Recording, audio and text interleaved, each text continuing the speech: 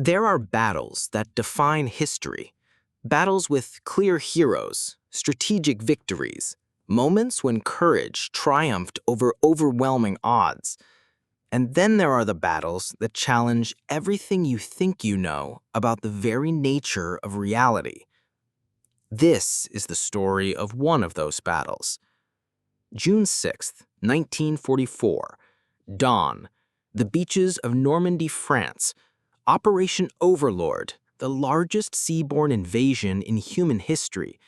For the Allies, it was D-Day, the beginning of the end of Nazi Germany. For us soldiers in the first wave, it was simply a one-way ticket to hell. I was Frank Matthews, 22 years old, from a small fishing town in Maine. 6 months earlier, I was hauling lobster traps with my father. Now I was in a Higgins boat, racing toward a beach that would soon be covered in blood, carrying a rifle I'd barely learned to use properly. But this story isn't about me. It's about him, the soldier who appeared when death was closest, who saved men who should have died, who performed miracles on a beach where miracles were desperately needed. The survivors of the 1st Infantry Division had many names for him, but one stuck: the Guardian of Omaha. You might think you know how D-Day ended. You don't know the whole truth. To understand the miracle, you first need to understand the slaughter. Imagine, if you can, the most perfectly designed killing field in human history. A beach 300 yards wide, completely exposed, with no cover except the corpses of the men who had landed before you. Above, German machine gun nests positioned with scientific precision to create overlapping fields of fire.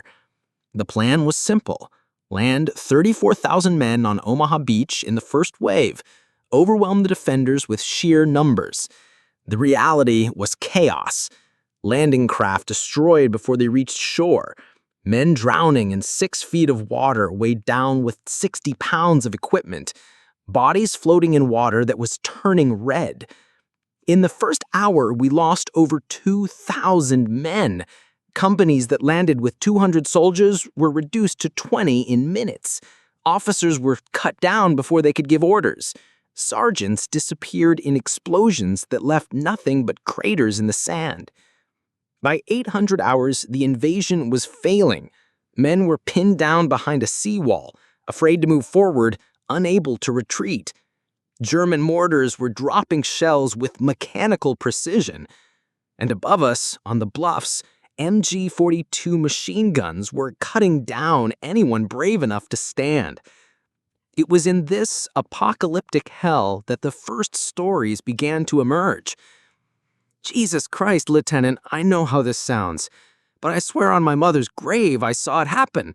It was around 7:30. We'd been pinned behind the seawall for what felt like hours. Germans had us zeroed in perfect. Every time somebody moved, crack, another body. Tommy Rodriguez had taken one in the chest. Bad one, Lieutenant. Blood coming out of his mouth. That awful rattling sound, you know? He was maybe 19, kept calling for his mama in Spanish. Then this guy just appeared next to us. I mean, 1 second, nothing. Next second, there's this soldier kneeling next to Tommy.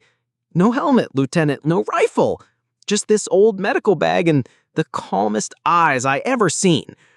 He opens Tommy's shirt, looks at this hole in his chest that's bubbling blood, and just puts his hands on it.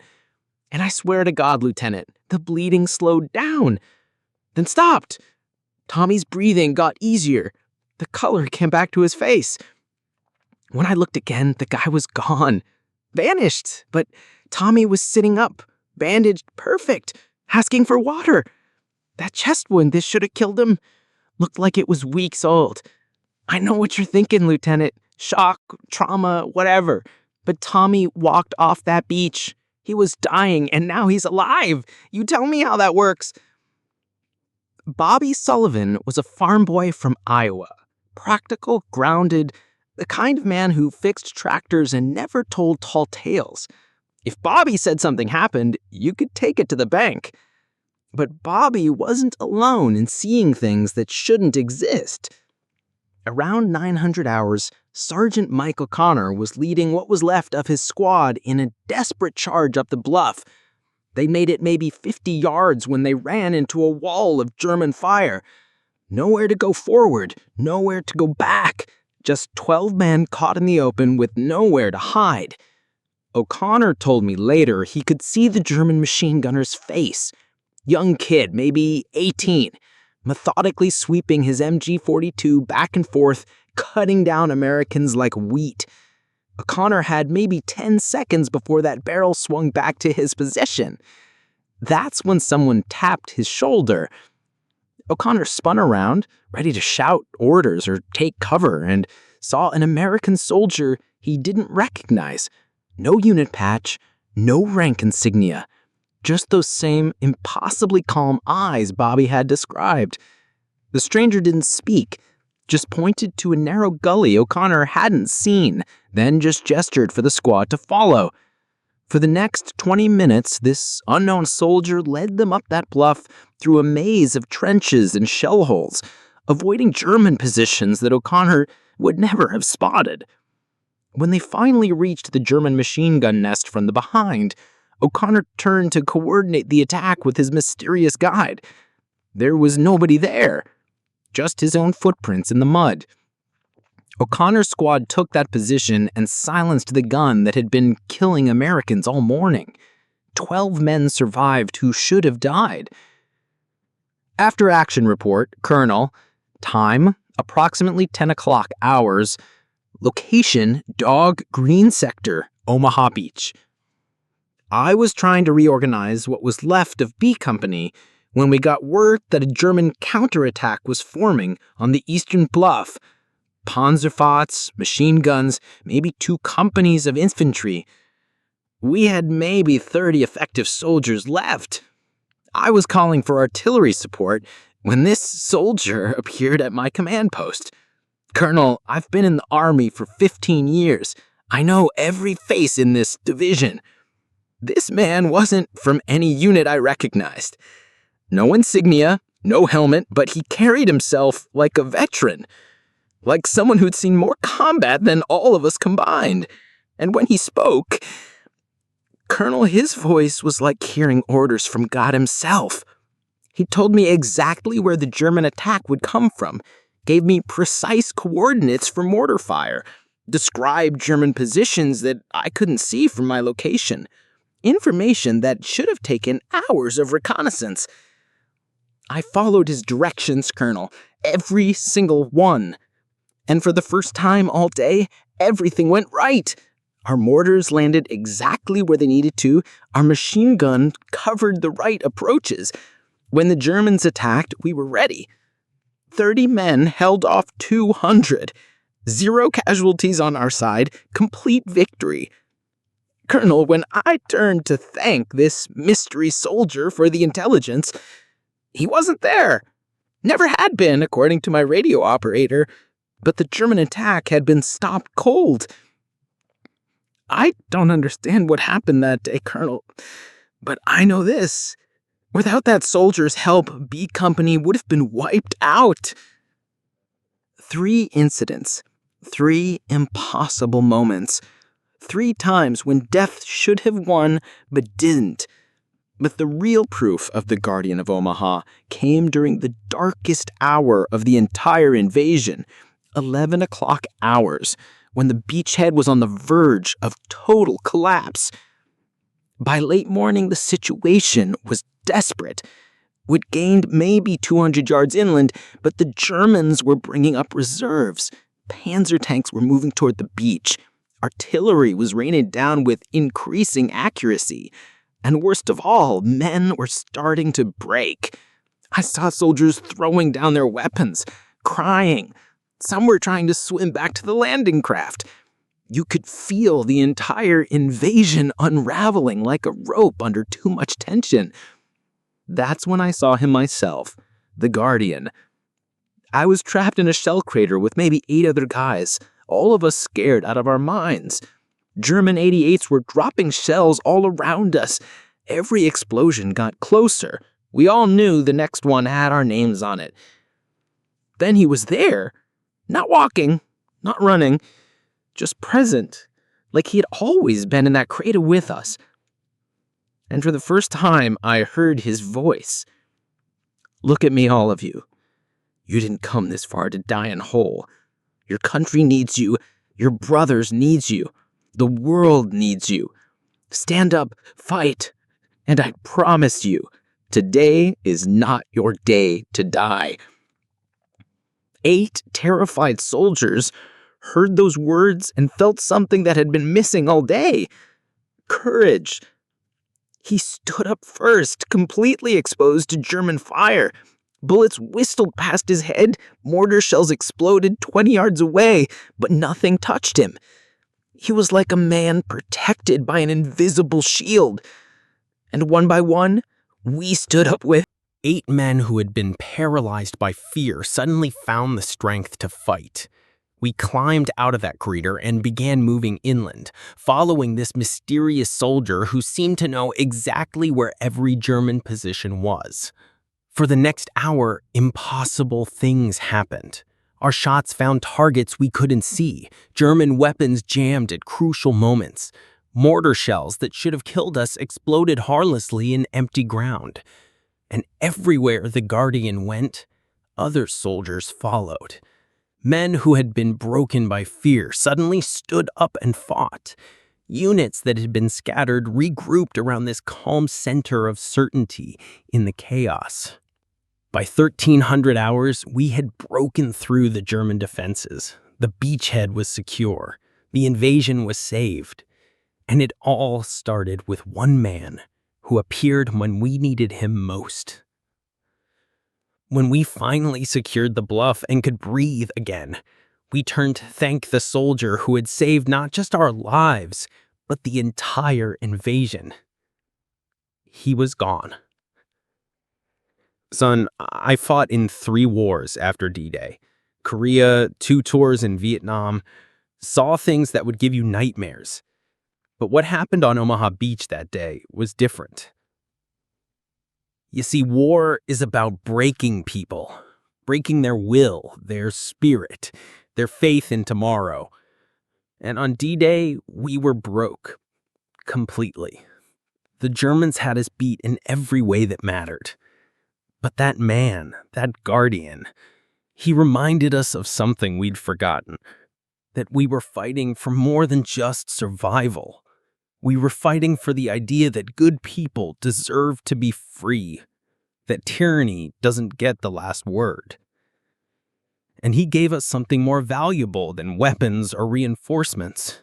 He gave us belief, belief in ourselves, belief in our mission, belief that we could do the impossible if we stood together.